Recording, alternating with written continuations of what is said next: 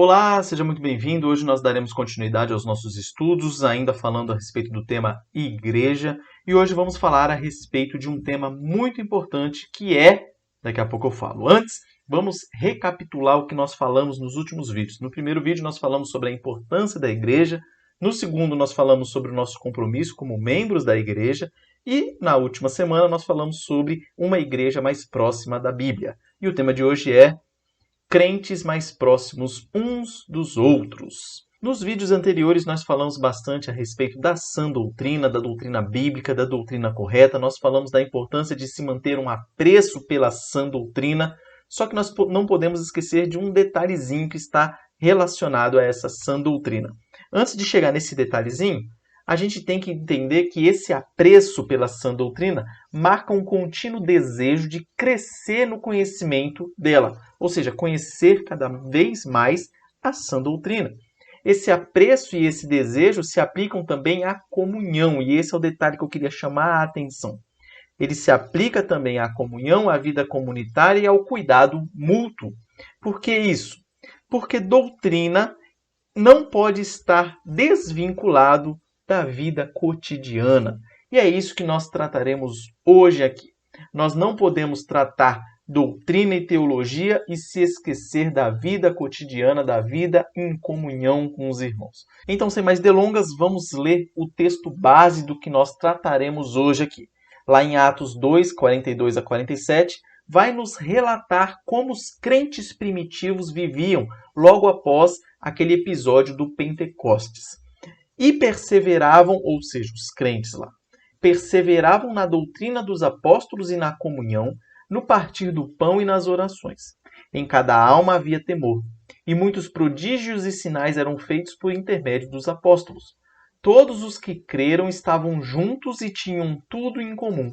Vendiam as suas propriedades e bens, distribuindo o produto entre todos à medida que alguém tinha necessidade deles. Diariamente perseveravam unânimes no templo, partiam o pão de casa em casa e tomavam as suas refeições com alegria e singeleza de coração, louvando a Deus e contando com a simpatia de todo o povo. Enquanto isso, acrescentava-lhes o Senhor dia a dia os que iam sendo salvos. Nós trabalharemos em cima dessa passagem aqui hoje. Então, o primeiro ponto é tratar da comunhão intensa que havia nos primeiros crentes e que deve haver também em nós hoje. As expressões que Lucas, o autor de Atos, usou, elas apontam para a realidade de como os crentes zelavam pelo convívio, pelo cuidado mútuo e pelo companheirismo. Tudo isso nós podemos resumir na palavra comunhão. E a palavra comunhão significa companhia, sociedade, parceria. Os crentes estavam comprometidos uns com os outros. E de novo nós chegamos naquele tema muito comum dentro do cristianismo, muito comum na hora de falar e muito difícil na hora de fazer, que é o tal de servir. Servir um ao outro. E aí você tem uma comunhão.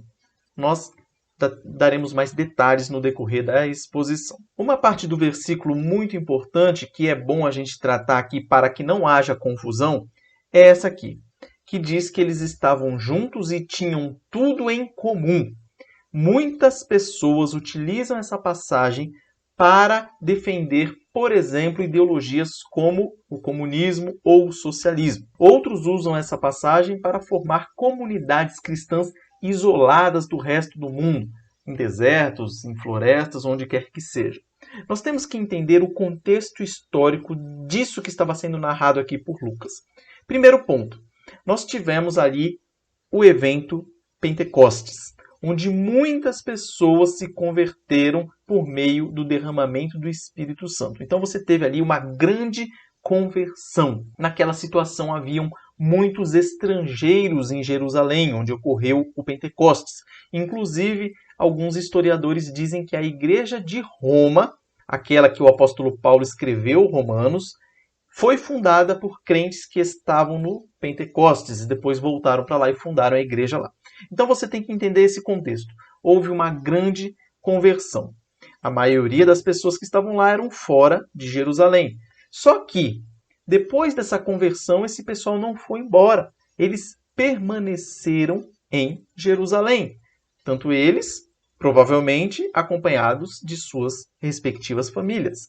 Então houve uma necessidade de acolhimento, que foi correspondida pelos crentes locais, que acolheram essas pessoas de fora de Jerusalém. E com eles compartilhavam tudo.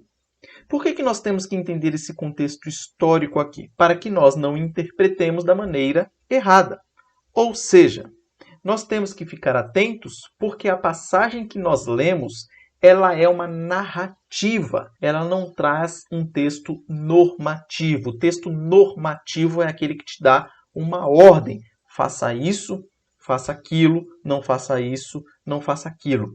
Um texto narrativo, ele te conta uma história do que está acontecendo. E se nós confundirmos esses dois termos, nós sempre cometeremos erros de interpretação. Então, nós não temos a obrigação de vender tudo e formarmos, por exemplo, uma comunidade isolada, como eu já disse anteriormente.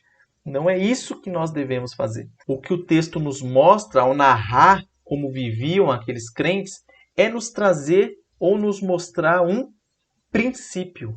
E qual é esse princípio que esse texto está nos trazendo? Que a conversão genuína, ela produz convívio dos crentes, desejo de estar juntos, seja no culto público, seja nos momentos comuns da vida. Ou seja, a comunhão é ser parceiro, solidário, dar apoio uns aos outros em todo o tempo e constantemente. Esse é o princípio que é trazido. Nós não temos, de novo, essa obrigação de vender tudo e dividir com todas as pessoas. A Bíblia nos traz diversos ensinos sobre o bom senso e sobre a responsabilidade. Então imagina você sendo um pai de família, tendo que cuidar da sua esposa, dos seus filhos, dos netos, seja lá quem for, e aí você pega os bens que porventura você tem, sai vendendo para distribuir, por exemplo, para os pobres. Nós temos que agir com sabedoria. É claro que esse princípio que é trazido aqui, quando você é convertido e o Espírito Santo vem habitar em você, você vai ter o desejo, sim, de ajudar aquele que precisa. Também a Bíblia nos diz que nós devemos, sim, estender a mão ao próximo. Mas tome muito cuidado com essa questão de confundir textos normativos com textos narrativos, para que não haja problema na hora de interpretar a passagem. O segundo ponto que nós trataremos é a respeito da graça. Observe que, naquele panorama geral que mostra a situação da igreja, nós temos a graça agindo entre os membros da igreja. Nós temos dois exemplos que nós traremos aqui. O primeiro exemplo é aquele texto que nós já lemos em Atos 2, 42 a 47, que traz a perseverança na doutrina dos apóstolos e na comunhão, no temor, em ter tudo em comum, perseveravam no templo, no partir do pão, tomavam suas refeições juntos, viviam juntos. O segundo texto, que nós não lemos ainda, é Atos 9:31, que ele vai dizer que a igreja, na verdade, tinha paz por toda a Judéia, Galiléia e Samaria, edificando-se e caminhando no temor do Senhor e no conforto do Espírito Santo, crescia em número. Então aqui Lucas traz o panorama geral da situação da igreja naquele período do seu início. É assim que viviam os crentes logo após o derramamento do Espírito Santo. Olha o que diz Atos 4, 32 a 35. Da multidão dos que creram era um o coração e a alma. Mostra aqui unidade entre os crentes. Ninguém considerava exclusivamente sua nenhuma das coisas que possuía. Tudo, porém, lhes era comum. Com grande poder, os apóstolos davam testemunho da ressurreição do Senhor Jesus e em todos eles havia abundante graça. Importante esse tema aqui, graça. Pois nenhum necessitado havia entre eles, porquanto os que possuíam terras ou casas, vendendo-as, traziam os valores correspondentes e depositavam aos pés dos apóstolos.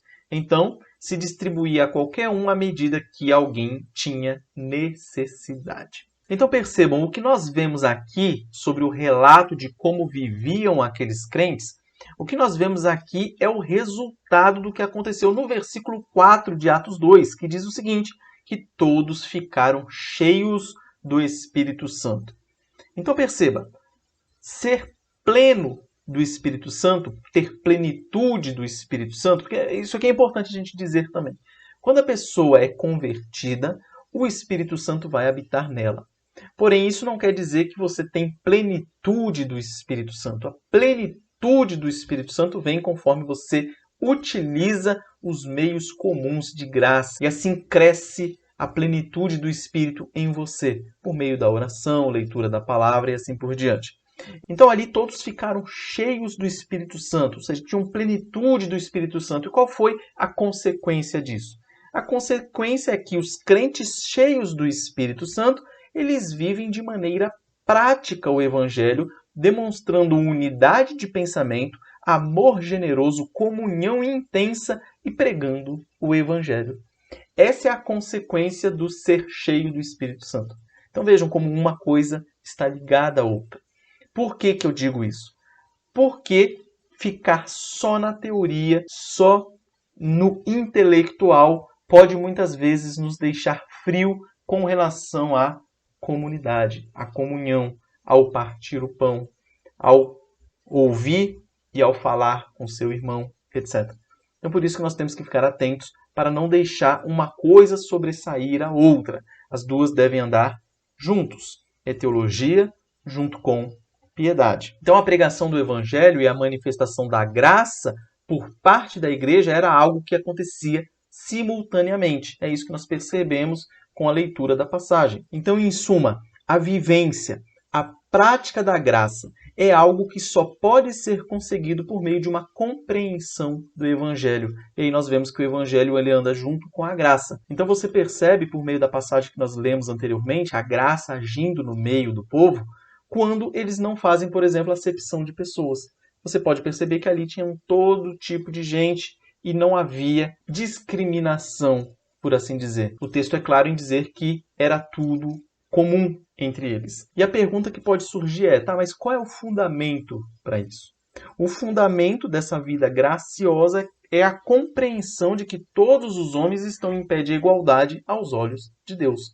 Quando nós reconhecemos que todos somos pecadores e carecemos da graça de Deus, nós paramos de olhar o outro de modo soberbo, por exemplo. Achando que você é mais intelectual que o outro, achando que você é mais forte que o outro, achando que você é melhor do que o outro, seja lá qual for o sentido.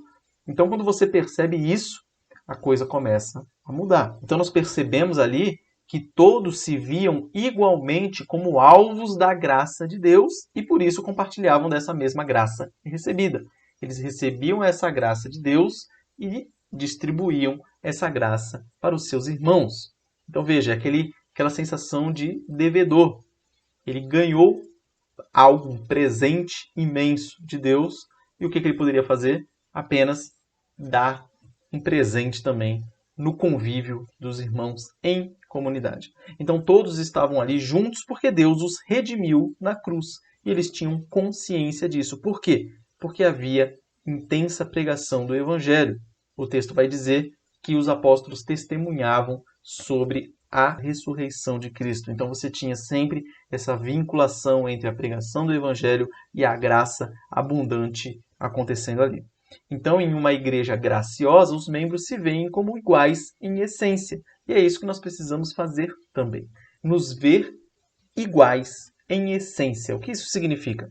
É claro que não é todo mundo igual. Você tem uma pessoa mais madura na fé, você tem uma pessoa mais fraca na fé, você tem uma pessoa idosa, você tem uma pessoa jovem, você tem uma criança, você tem um bebê, você tem mulher, você tem homem, você tem pessoas de outra cidade, de outro país, você tem diferenças étnicas, você tem diferenças econômicas, você tem diferenças intelectuais, você tem várias diferenças ali. Porém, em essência, somos todos pecadores e carentes da graça de Deus. Isso faz com que nós nos olhemos, ou devamos nos olhar, como iguais e não com soberba. Então, numa igreja graciosa, não há espaço para individualismo ou partidarismo. Hoje nós vemos muito isso na nossa sociedade, a questão do individualismo.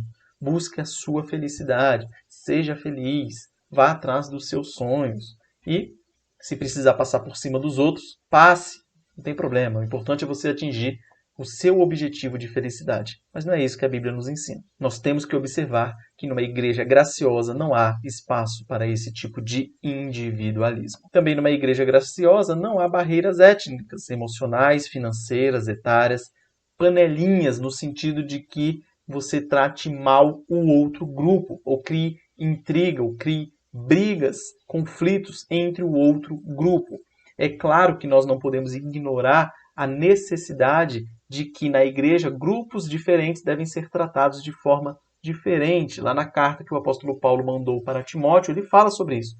Como ele deve tratar as viúvas, as mulheres, os homens, as crianças. Então você tem determinados tipos de tratamentos diferenciados. O que não pode haver são panelinhas e conflito entre elas. E isso não pode acontecer. E também não podemos nem fazer grupos privilegiando uns em detrimento de outros. Por exemplo, vou fazer um grupinho aqui do pessoal que tem grana e o pessoal que não tem tanta grana assim, vou deixar ali mais isolado.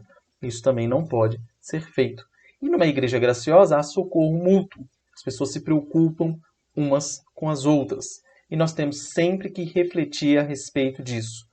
Todos somos salvos pela graça de Jesus. Não por mérito, não por obras, não porque nós somos melhor do que os outros, nem nada disso. É um presente que Ele nos dá, a sua salvação, sendo nós pecadores. Então nós somos salvos pela graça e ao reconhecer isso, o resultado óbvio é a humildade. É saber que nós não merecemos nada a não ser condenação e Cristo, pela graça, nos salva. Então, como consequência, nós distribuímos essa graça também para os nossos irmãos. Conclusão. A vida cristã não é fácil. Esse é o primeiro ponto. Não é fácil você conviver com outras pessoas, não é fácil você ter plena comunhão com outras pessoas, não é fácil cumprir o que Deus exige de nós. Porém, não ser fácil não significa ser impossível. Por meio do Espírito Santo que habita em nós, nós temos condições de cumprir a vontade de Deus para nós. E a vontade de Deus para nós é que a sua igreja seja unida, é que haja compromisso, é que haja comunhão, unidade entre os membros da igreja, e não conflitos, e não intrigas, fofocas, brigas, etc. Como diz um teólogo norte-americano, não existe cristianismo fácil. Se é fácil, não é cristianismo. Se é cristianismo, não é fácil. Então tenha isso em mente. E aí, olha que interessante, por não ser fácil o cristianismo, o que torna mais agradável a vida em uma igreja é a comunhão entre os seus membros. É como você tentar atravessar o oceano sozinho numa jangada e você atravessar esse mesmo oceano num barco gigante, cheio de pessoas para te auxiliar e para fazer avançar esse barco. Então, é assim que é. A vida cristã já é por natureza difícil. Isolado, então, nem se fala. Então, o convívio com os irmãos torna muito mais agradável a vida cristã.